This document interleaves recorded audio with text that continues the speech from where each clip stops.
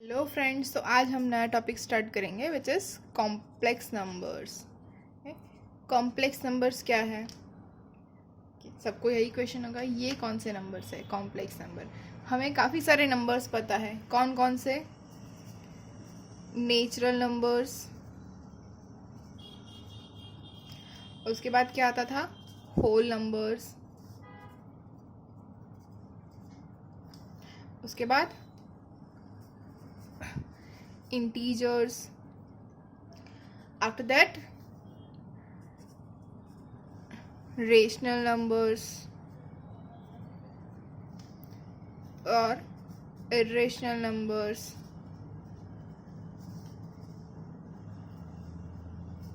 उसके बाद आता था रियल नंबर्स। ये सब हमने पढ़ा हुआ है, राइट? नेचुरल नंबर मतलब क्या होता था? 1 2 3 अप टू इन्फिनिटी, मतलब all positive integers. Whole number क्या होता था? 0 1 2 3 अप टू इन्फिनिटी। इंटीजर्स क्या है? Minus infinity to -2 -1 0 1 2 up to infinity, ये हो गए इंटीजर्स। अब रेशनल नंबर क्या है? जिसको हम p/q के फॉर्म में लिख सकते हैं, that is our rational number. और इरेशनल नंबर क्या है? जैसे कि जिसको हम p/q के फॉर्म में नहीं लिख सकते, दैट इज इरेशनल नंबर। जैसे कि स्क्वायर रूट ऑफ 2 है, स्क्वायर रूट ऑफ 3 है, स्क्वायर रूट ऑफ 5 है, ओके, जिसके रूट हमें नहीं मिल रहे हैं। ये सारे तो प्राइम नंबर्स है, राइट? उन सबके स्क्वायर रूट या फिर लिख दे पाई या फिर ई, ये सभी की वैल्यू हमें नहीं पता है, इसको हम p/q के फॉर्म में नहीं लिख सकते। Okay, so this all numbers जिसको हम p/q के फॉर्म में नहीं लिख सकते, उसको हम इरेशनल नंबर कहेंगे। और रियल नंबर्स क्या है? जिसके अंदर रेशनल नंबर भी है और इरेशनल नंबर भी है, वो होंगे सारे रियल नंबर्स। ओके, लेकिन ये तो सारे नंबर्स हो गए, अब क्या होगा? तो उसके बाद आता है कॉम्प्लेक्स नंबर्स। ओके, तो कॉम्प्लेक्स नंबर्स कहाँ पे यूज होता है? कॉम्प्लेक्स नंबर के लिए एक एग्जांपल देती हूँ। जैसे कि हमारे पास इक्वेशंस होते थे, ax² + bx + c = 0। इस इक्वेशन का सॉल्यूशन सभी ने किया हुआ है। कैसे? d = b² - 4ac। ओके, और d क्या है? हमारा सॉल्यूशन है। ओके, तो अब ये जब हम फाइंड करते थे तो वहाँ पे हमारे पास सॉल्यूशन के लिए कुछ ऑप्शन थे, जैसे कि if d is greater than 0 then roots are distinct and real. Okay, second था if d = 0 then roots are real and equal, right? और थर्ड वन था कि if d less than 0 then no real roots. Okay, मतलब जब अगर first और second होता था हमारा आंसर d ग्रेटर देन 0 या फिर d = 0, तो हमें आगे इसका सॉल्यूशन करना होता था। लेकिन whenever we found d is less than 0, तब सभी को ऐसा लगता था कि अच्छा चलो ठीक हुआ, अब फाइंड नहीं करना है, तो हमने लिख दिया नो सॉल्यूशन या फिर नो रियल रूट्स। ओके, ये हमने लिख दिया था हर एक क्वेश्चन में, हर एक एग्जाम्पल के अंदर। लेकिन अब ये जो हमारा था d लेस देन 0 वाला, मतलब नो रियल रूट्स, तो इसकी बात हम कॉम्प्लेक्स नंबर्स में करेंगे। तो जब भी लोगों ने सोचा कि नो रियल रूट्स है, तो लेकिन उसके कुछ तो रूट मिलते होंगे। अगर इक्वेशन है तो इक्वेशन का कोई ना कोई रूट तो होगा ही होगा, तो उसको हम कैसे फाइंड कर सकते हैं? तो अगर ऐसे ही एक एग्जांपल ले ले, सिंपल सा, x² + 1 = 0 है, ये एक इक्वेशन तो है। इक्वेशन है तो उसका रूट भी होना चाहिए, कि तो इसका रूट क्या हो सकता है? x² = -1। अगर x² = -1 इसका रूट है, तो x = क्या हो जाएगा? ±√(-1), राइट? अब √(-1) क्या है वो तो किसी को नहीं पता, तो √(-1) का कुछ तो आंसर होना चाहिए। तो इसीलिए जो सारे मैथमेटिशियंस थे, जो साइंटिस्ट थे, उन लोगों ने सोचा कि इसके लिए कुछ तो होना चाहिए। तो उसको हमने इमेजिन किया कि सपोज इसका कोई इमेजिनरी नंबर, कोई भी नंबर है लेकिन वो इमेजिनरी है, वो रियल नहीं है, तो ऐसा कुछ तो होना चाहिए। तो इसके लिए उन्होंने लिया कि सपोज दैट √(-1) = i, ओके, और i को हमने बोला आयोटा। ओके तो square root of -1 is equal to i ले लिया, तो x का जो आंसर है वो हो गया प्लस और माइनस आई, राइट। तो हमें x square plus 1 equals to 0 और उसका सॉल्यूशन मिल गया x इक्वल्स टू प्लस और माइनस आई, और i क्या है स्क्वायर रूट ऑफ -1। तो ये जो हमारा i है उसको हमने बोल दिया इमेजिनरी नंबर। तो जहाँ पे इमेजिनरी नंबर ऐड होता है उसको हम बोलेंगे कॉम्प्लेक्स नंबर। ओके तो कॉम्प्लेक्स नंबर जो है उसको हम डिनोट करेंगे बाय z या फिर ऐसे z से। ओके और उसको हम बोलेंगे a plus I b. a plus I b होगा तो a प्लस आई बी मतलब i क्या है यहाँ पे आयोटा, और i का मतलब क्या होता है स्क्वायर रूट ऑफ -1। तो यहाँ पे ऐसे वैल्यूज होंगे जो हमें रियल नंबर्स तक नहीं मिलते हैं, राइट। तो रियल नंबर तो हमें पता है क्या है, तो अब रियल के अलावा क्या है हमारे पास उसके बारे में हम बात करेंगे। तो कॉम्प्लेक्स नंबर, मैंने क्या बोला, कॉम्प्लेक्स नंबर को हम डिनोट करेंगे as z, okay, and where z is equals to a plus I b. अब ये a प्लस आई बी है तो यहाँ पे जो हमारा a है which is real part of z, ये ऐसे डिनोट होगा that is real part of z, और ये जो हमारा b है वो डिनोट होगा इमेजिनरी पार्ट ऑफ z। कैसे, अब हम इसके बारे में बात करेंगे। तो हमारे पास b इमेजिनरी है, इसका मतलब क्या हो जाएगा, क्यों, क्योंकि इसके साथ i है और i क्या है हमारा imaginary which is iota. Okay तो i के साथ जो भी कोएफिशिएंट होगा वो हो जाएगा हमारा imaginary part of z। Okay तो इसको हम लिखेंगे imaginary part of z। Okay a is real part of z, okay ये रियल नंबर होगा पूरा, और b क्या हो जाएगा इमेजिनरी पार्ट ऑफ z। लेकिन a एंड b ये दोनों क्या होंगे, both are real numbers. Okay a और b जो है वो इमेजिनरी नहीं होगा, b भी इमेजिनरी नहीं होगा, a भी इमेजिनरी नहीं होगा, दोनों जो नंबर है वो दोनों के दोनों रियल नंबर्स होंगे, लेकिन b इमेजिनरी पार्ट हो जाएगा। क्यों, क्योंकि वो i का कोएफिशिएंट है, i मतलब आयोटा। ओके अगर वो आयोटा का कोएफिशिएंट है तो वो हो जाएगा इमेजिनरी पार्ट, राइट। तो इसको हम डिनोट कैसे करेंगे, a is equals to real part of z and b is equals to imaginary part of z। जो मैंने यहाँ पे लिखा ये क्या है, रियल पार्ट ऑफ z, तो इसको हम अगर नोटेशन में लिखे तो इसको ऐसे लिखेंगे a is equals to R E of z, और b क्या है इमेजिनरी पार्ट ऑफ z, तो इसको अगर हम नोटेशन में लिखेंगे तो वो हो जाएगा b is equals to I M of z। तो इससे हमें पता चल जाएगा कि a जो है वो है रियल पार्ट ऑफ z और b जो है वो है इमेजिनरी पार्ट ऑफ z। समझ में आ रहा है, राइट। जैसे कि एग्जाम्पल ले ले हम, तो अगर मैं लिखूँ 3 + 7i, ओके तो ये क्या हो गया z, 3 + 7i is equals to z है हमारे पास, राइट। तो 3 इज इक्वल्स टू a हो गया और 7 इक्वल्स टू b हो गया। ओके तो देखिए 3 और 7 दोनों रियल नंबर्स है, राइट, और i क्या है हमारा आयोटा है, तो i अगर इंक्लूड हो जाता है तो वो हो जाएगा पूरा कॉम्प्लेक्स नंबर। ओके लेकिन 3 और 7 मतलब कि a और b जो है वो दोनों के दोनों रियल नंबर्स हो जाएंगे होंगे, राइट। अब जो हमारा 3 है वो क्या है रियल पार्ट ऑफ z और 7 क्या है हमारा imaginary part of z, right. तो ये हो गया एग्जाम्पल। ऐसे ही ज़रूरी नहीं है कि ये ऐसा ही हुआ, आप तो बोलेंगे कि ये 3 और 7 तो बिलोंग्स टू नेचुरल नंबर्स है, वो सिर्फ रियल नंबर थोड़ी है। तो natural number is a subset of real number, right, तो वो रियल नंबर तो होगा ही होगा।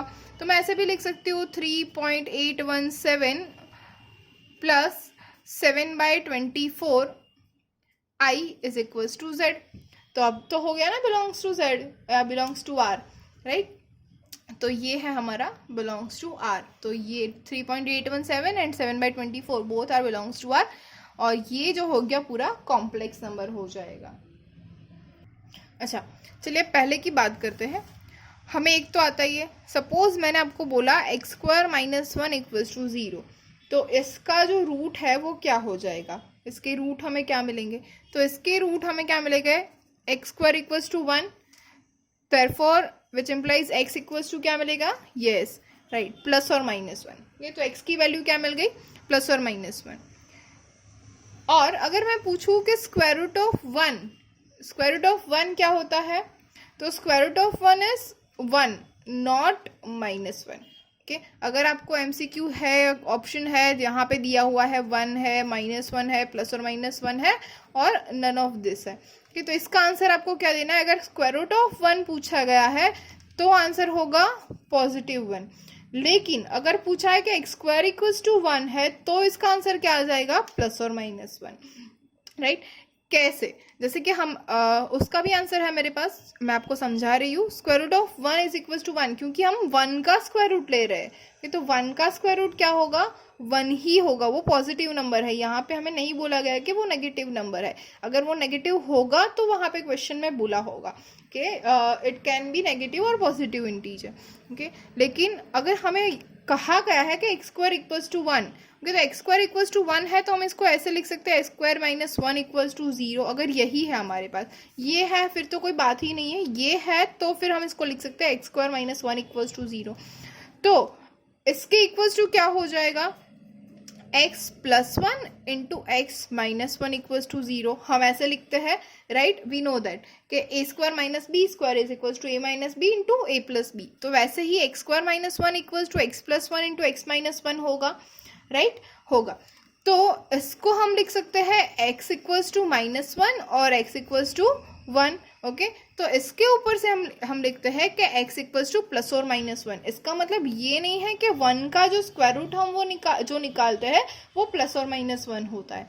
हम 1 का स्क्वायर रूट नहीं निकालते हैं, हम इसको डिवाइड करते हैं x प्लस 1, मतलब हम इसको फैक्टराइज करते हैं कि x plus 1 into x minus 1। अगर फैक्टराइज करते हैं तो ये होगा। जैसे हमने पहले भी किया था कि अगर वेरिएबल है तो हम उसको डायरेक्ट नहीं कर सकते, उसको हम कैंसिल नहीं करना चाहिए, हम इक्वल्स टू उसको 0 रखना है। जैसे मैंने ट्रिग्नोमेट्री फंक्शन में किया था, अगर साइन थीटा इक्वल्स टू 0 है, साइन थीटा कॉमन निकल रहा है, राइट हैंड साइड में भी है, तो उसको हम डायरेक्ट कैंसिल कर रहे हैं। ऐसा कैंसिल नहीं करना है, उसको हमें इक्वल्स टू 0 रखना है या फिर ऐसे डिवाइड करना है, इसको फैक्टराइज करना है, तभी जाके उसकी वैल्यू हमें रखनी है कि ये हो रहा है, ओके। तो सेम थिंग यहाँ पे भी होगा, क्योंकि x वेरिएबल है हमारे पास, x वेरिएबल है तो x प्लस 1 एक्स माइनस 1 हो जाएगा और इसके ऊपर से हमें मिलेगा माइनस 1 और प्लस 1।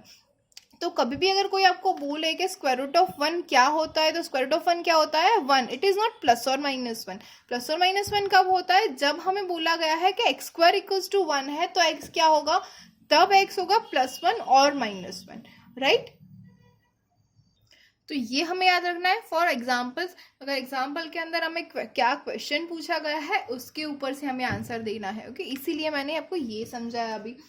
अब देखते हैं नेक्स्ट वन। अब बात करते हैं आयोटा की। आई जो है कॉम्प्लेक्स नंबर, उसकी वैल्यू क्या है? हमने स्क्वायर रूट ऑफ माइनस 1 ली हुई। हमने मतलब सभी ने ये एक्सेप्ट किया हुआ है कि i is equal to square root of minus 1 for the complex number, okay. अभी स्क्वायर रूट ऑफ माइनस 1 है आई इक्वल्स टू, तो आई स्क्वायर क्या हो जाएगा? इसका हम दोनों साइड पे अगर स्क्वायर कर दे तो वो हमें मिलेगा -1, राइट। तो अब जैसे +1 उसका स्क्वायर क्या होता है? 1। -1 का स्क्वायर क्या होता है? 1। वैसे ही आई और माइनस आई दोनों का स्क्वायर होना चाहिए -1, राइट। तो अगर इसके पास अगर मैं करूँ, देखिए जैसे मैंने अभी बोला था वैसे ही अगर मेरे पास है i square plus 1 equals to 0, तो i square equals to -1, right. या फिर ऐसा क्या होगा? I plus 1 into i minus 1 equals to 0। तो यहाँ पे आई की वैल्यू क्या हो जाएगी?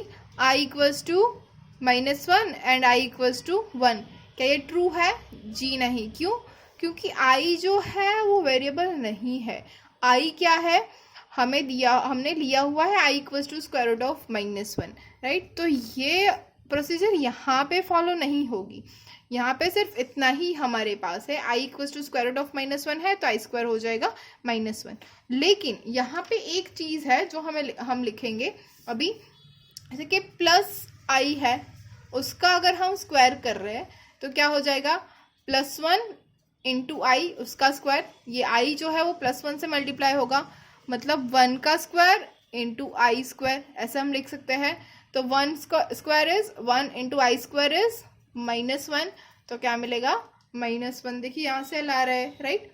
अब देखते हैं माइनस आई का स्क्वायर। माइनस आई स्क्वायर क्या होगा, -1 into i whole square which is equal to -1 square into i square which is equals to -1 square is 1 into I square is -1, तो which is equals to -1। तो देखिए प्लस आई square और minus आई square दोनों हमें क्या मिल रहा है, -1। तो ये दोनों जो है वो ट्रू है। ओके, प्लस आई स्क्वायर करो या माइनस आई स्क्वायर करो, दोनों हमें मिलेंगे -1। नेक्स्ट वन है, सपोज मेरे पास मुझे फाइंड करना है square root of -4। Square root of -4 क्या होगा, नहीं पता। क्यों नहीं पता, देखते हैं। इसको हम लिख सकते हैं स्क्वायर रूट ऑफ -1 इंटू 4, ऐसे लिख सकते हैं, यस। तो इसको हम ऐसे भी लिख सकते हैं रूट -1 इंटू रूट 4। क्यों, क्योंकि हमारे पास है root a into B is equals to square root of a into square root of b। हम ऐसा लिख सकते हैं, राइट। तो स्क्वायर रूट ऑफ -4 क्या हो जाएगा, square root of -1 into 4 which is equals to square root of -1 into square root of 4। तो square root of -1 क्या है, we know that which is I, और square root of 4 क्या है, yeah, square root of 4 is 2।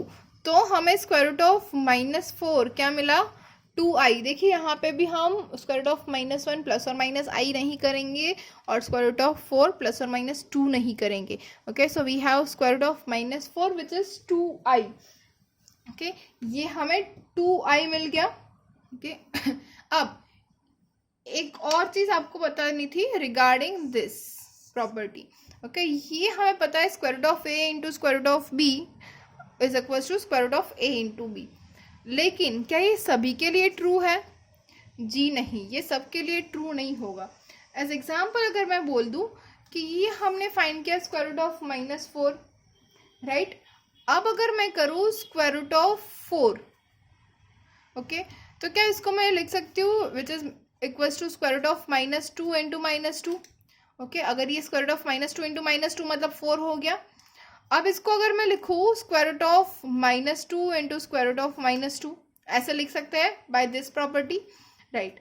तो square root of -2 क्या हो जाएगा, again square root of -1 into square root of 2, ये भी हो जाएगा square root of -1 into square root of 2 which is equals to. Okay, अब यहाँ पे देखिए स्क्वायर रूट ऑफ -1 क्या हो जाएगा, i, square root of 2 into square root of -1 हो जाएगा i into square root of 2।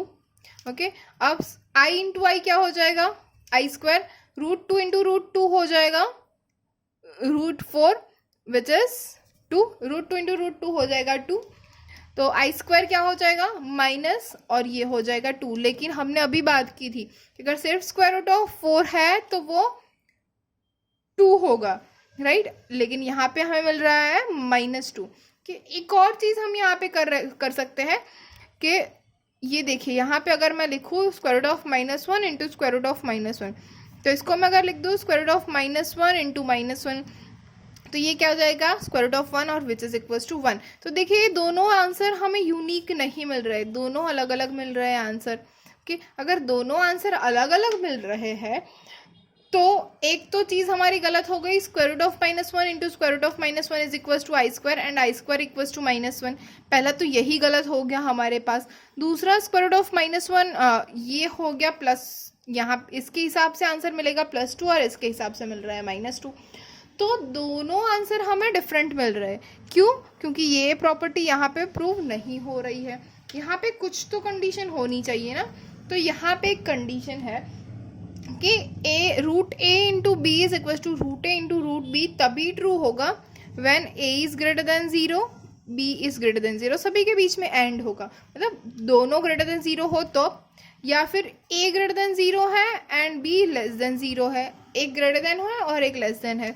Second one a less than 0 है एंड b ग्रेटर देन 0 है, मतलब दोनों में से एक तो एटलीस्ट ग्रेटर देन 0 होना ही चाहिए, दोनों लेस देन 0 नहीं होना चाहिए।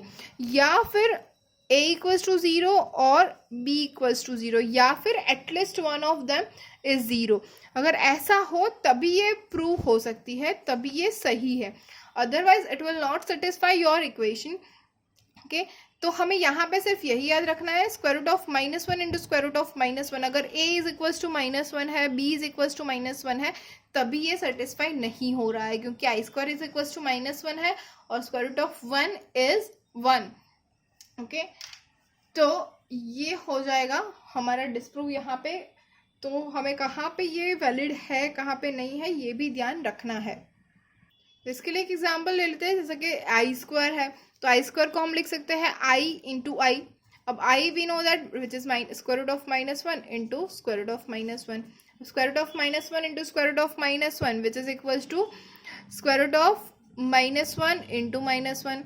तो square root of -1 into -1 is 1 and square root of 1 is 1, but i square is equals to -1 as i is equals to square root of -1। तो ये यहाँ पे गलत हो गया, राइट। तो ऐसे ही हम कह सकते हैं कि square root of a into square root of b is equals to root a into root b। कब होगा और कब नहीं होगा, तो दोनों लेस देन 0 नहीं होने चाहिए। अगर दोनों a और b दोनों लेस देन 0 है तो ये सेटिस्फाई नहीं करेगा, specially in case of complex numbers, right.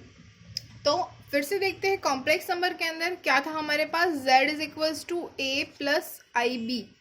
Okay वापस आ जाता है यहीं पे, z equals to a plus I B, where a is real part of z and b is imaginary part of z। ये हो गया हमारा real part of z, imaginary part of z। अब यहाँ पे हमें क्या बोला गया है कि a and b are real numbers, कि अगर a और b दोनों रियल नंबर है तो 0 belongs to r, that is real number, 0 भी हो सकता है। तो अगर a इक्वल्स टू 0 है मतलब रियल पार्ट 0 है या फिर इमेजिनरी पार्ट 0 है, तो क्या होगा ये भी हमें जानना चाहिए ना। ओके तो if a equals to 0, okay if a equals to 0 है then z will become 0 plus I B, मतलब कि z equals to I B, मतलब ये क्या हो गया, प्योरली इमेजिनरी। यहाँ पे रियल नंबर नहीं है, रियल पार्ट है ही नहीं, सिर्फ और सिर्फ इमेजिनरी पार्ट है। तो क्या हो जाएगा ये, इसको हम बोलेंगे प्योरली इमेजिनरी नंबर। z क्या हो जाएगा, प्योरली इमेजिनरी नंबर। व्हेन कब होगा, real part of z equals to 0, real part of z equals to 0 है तो ये हो जाएगा प्योरली इमेजिनरी। अब बात करते हैं b इक्वल्स टू 0 के लिए। If b equals to 0 then z will become a plus I into 0 which implies that z equals to a। अगर z इक्वल्स टू a हो गया तो क्या मिलेगा, इमेजिनरी पार्ट चला गया तो क्या बच गया, purely yes real number. Okay ये प्योरली रियल हो गया when imaginary part of z equals to 0, मतलब इमेजिनरी पार्ट ऑफ z 0 है तो वो जो नंबर है कॉम्प्लेक्स नंबर वो हो जाएगा प्योरली रियल। और whenever we have real part of z equals to 0 then we have the number is purely imaginary number, right. सभी की बात हो गई, तो अब करते हैं बात मेरे फेवरेट नंबर 0 की। ओके 0 का क्या होगा, अगर 0 को हम, क्या 0 कॉम्प्लेक्स नंबर है, जी हाँ 0 कॉम्प्लेक्स नंबर है। तो उसको कॉम्प्लेक्स नंबर में कैसे लिख सकते हैं, तो 0 इक्वल्स टू 0 प्लस आई 0, इसको ऐसे हम 0 लिखेंगे। बेसिकली तो ये हो गया 0 ही, लेकिन इसको अगर कॉम्प्लेक्स नंबर में हमें लिखना है तो इसको हम ऐसे लिखेंगे 0 प्लस आई 0।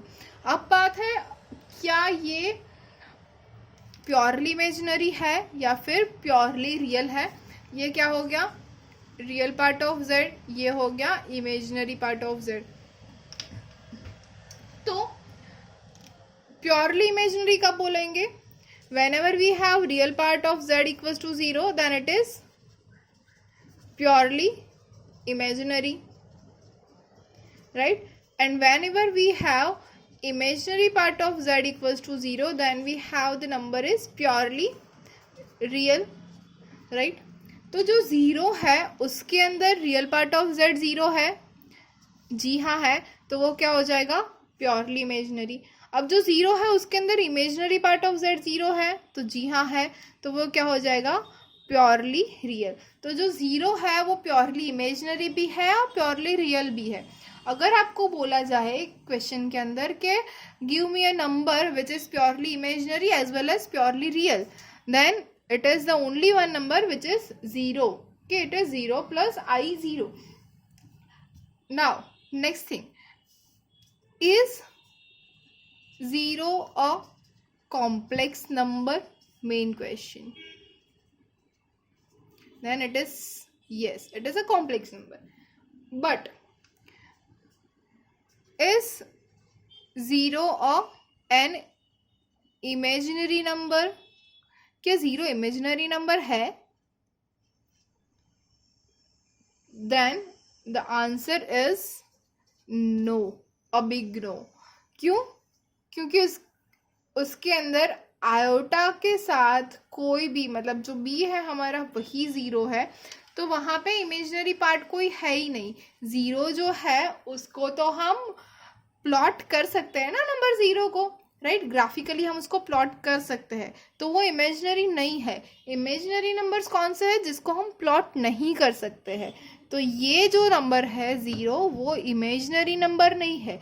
हाँ, वो प्योरली इमेजिनरी है और प्योरली रियल भी है। क्यों? क्योंकि वो उन दोनों की डेफिनेशन जो है वो सेटिस्फाई करता है, लेकिन वो इमेजिनरी नंबर नहीं है। ओके, तो अब जहाँ से स्टार्ट किया था वही मैं आपको एक बार फिर से बोल रही हूँ। हमारे पास मेन जो है सेट, ये देखिए, ये सेट है हमारा complex number. Okay, complex number के अंदर हमारे पास सेट आएगा,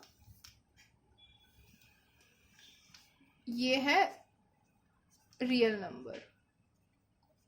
ओके, अब रियल नंबर जो है उसके अंदर दो सेट आएंगे, एक ये वाला और एक यहां से बड़ा वाला। सॉरी, बाय मिस्टेक ही यहाँ पे टच हो गया, लेकिन टच नहीं होगा। हाँ, यहाँ से ये दोनों अलग अलग है। तो ये जो छोटा वाला है वो हो जाएगा इर्रेशनल नंबर, और ये होगा रेशनल नंबर। मतलब ये होगा p बाई क्यू के फॉर्म में और ये p बाई क्यू के फॉर्म में नहीं होगा, राइट। अब अच्छा, इसको हम ऐसे दो पार्ट ही कर देते हैं, राइट। मतलब इन दोनों का जो यूनियन है वही हमारा पूरा रियल नंबर है। तो ये जो है उसको दो पार्ट में हम डिवाइड कर देते हैं, ये है इर्रेशनल नंबर और ये है रेशनल नंबर, राइट। अब इन रेशनल नंबर के अंदर हमारे पास